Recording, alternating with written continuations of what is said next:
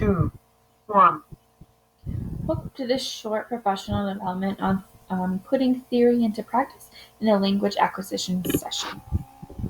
Our objectives for today are to explore some of the language acquisition theories that are out there, as well as identify some specific examples of how these theories can inform your classroom practice. The reason we're doing this is twofold. Go ahead and take a second to read this quote.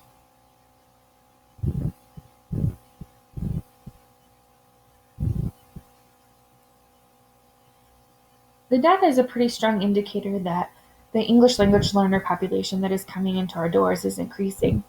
And in order to address the needs and the wide array of needs, we as educators need to have a solid foundation of the language acquisition theories that are out there so that we can support our students appropriately. And I think appropriate is really the key here so that we understand language is varied and there's lots of different theories out there, but a wide range of knowledge within the theories will help us find the right instructional strategies to support all the students in our room. The first theory we're going to look at is Krashen's theory. Krashen has five hypotheses, and the first one says that learning and acquisition of language are two different things. The monitor hypothesis hypothesizes that there's a monitor or some sort of device that helps us examine language and understand the errors.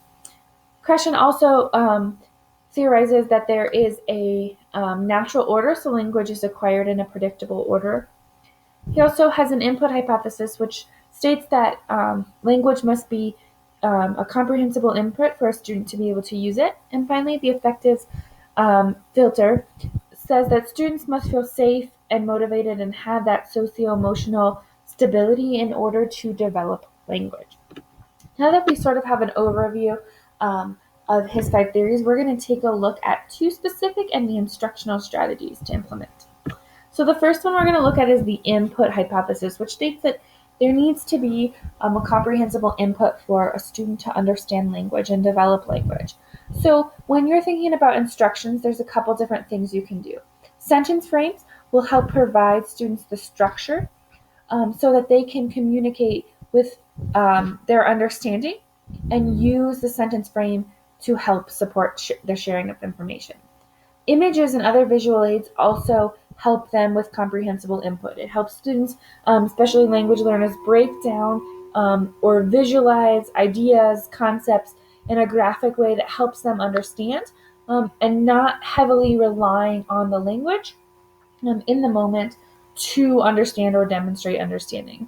Another instructional strategy that can support comprehensible input or the input hypothesis is the modeling of language from an adult or somebody that is proficient at the language to demonstrate. The second theory, or a second theory that we're going to look at, is the idea of the affective filter or having the socio-emotional needs of the person met. In order to do that, as teachers, we need to build relationships with our students, get to know students. For ELD students, send home language surveys, invite families in, get to know about students' cultures, ask them questions about their personal lives, as well as have norms and procedures for our classrooms so that students have a safe place to work and to learn and to develop. The second theory we're going to look at is not explicitly a language theory per se, but a learning theory, Vygotsky's. In his theory, he articulates that learning happens through interactions, social interactions in particular, so interactions between two people, as well as happens only when a student is challenged within their zone of proximal development. If the student is not challenged enough or challenged too much, learning won't happen. In a classroom, some of the things that one can do to support Vygotsky's theory is to model a gradual release. If students are learning through a social interaction, then by modeling what is happening to the student, I can show them as a teacher, if I am doing a gradual release, I do in my class, I can show them explicitly the language or the reading strategy that I want them to use. For example, if I'm in a social studies classroom and I'm demonstrating document analysis, as I model through and do that think aloud, I am modeling for the student the language and the process I am going through. Structured language practices are always helpful for students, again, because they model and support that social interaction, such as a think, pair, share, where two students in a social studies class might turn and discuss a document or discuss a concept that they're learning.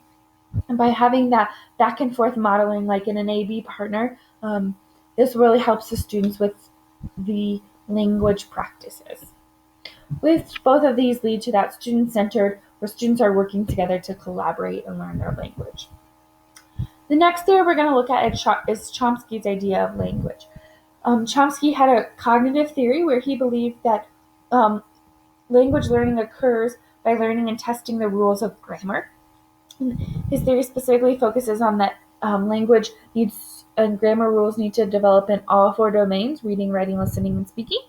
And that in order to support grammar and the explicit learning of grammar, vocabulary is important, and students need to have room for error and to use error to grow. So when that is being put into practice in a classroom, there are a couple things that a teacher can do. First, they can use vocabulary to pre-teach vocabulary so the words don't impede actions. For example, in social studies, there's lots of concepts that students need to know in that Tier 3 vocabulary that are need to explicitly be taught. And when they are specifically writing or reading in that content, it's helpful for them to have that explicit grammar instruction and possibly a reflection and editing activity. For example, excuse me, argument writing is a big deal in social studies, and the tense that you're writing in is third person, not an I tense, which is typically where language speakers or most middle school speakers go to. So in a explicit demonstration or learning of the rules, a proficient essay could be given to students, and they can identify the language tense and compare it to their paper and see if the third person tense is the same. This will help students really explicitly know and practice that grammar rule of how they write, and the grammar specifically functions for the type of writing they're using. The final theory we're going to look at is Skinner's theory. Skinner believes that he's a behaviorist. He believes that language and learning are a result of repetition and positive reinforcement. So repeating the language, callback sort of things, and positively reinforcing. So in order to inform your instruction, a couple things you could do. Repetitive practice of the language. Not a one and done type approach. If you're doing descriptive language or argumentative language in social studies or citing sources, students need to repeat that language on a consistent basis and be positively reinforced. You're on the right track. Would you say that again? Would you use third person? How did that feel?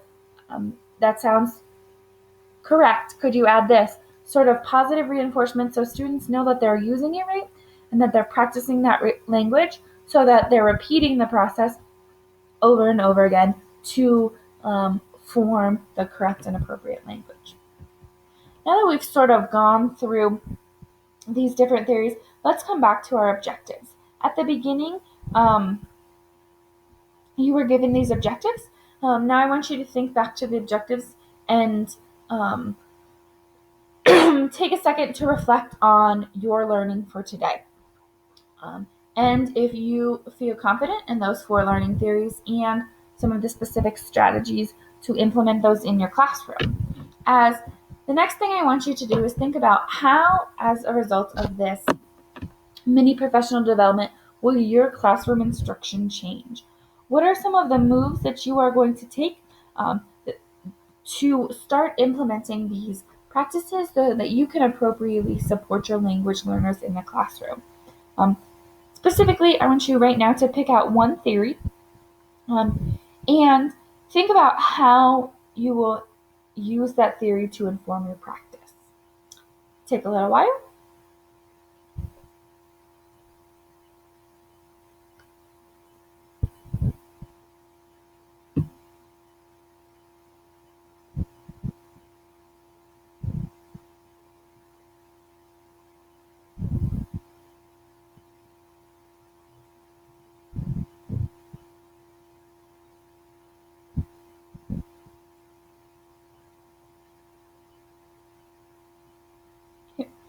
Now that you have an idea of how these theories or a specific theory will impact in your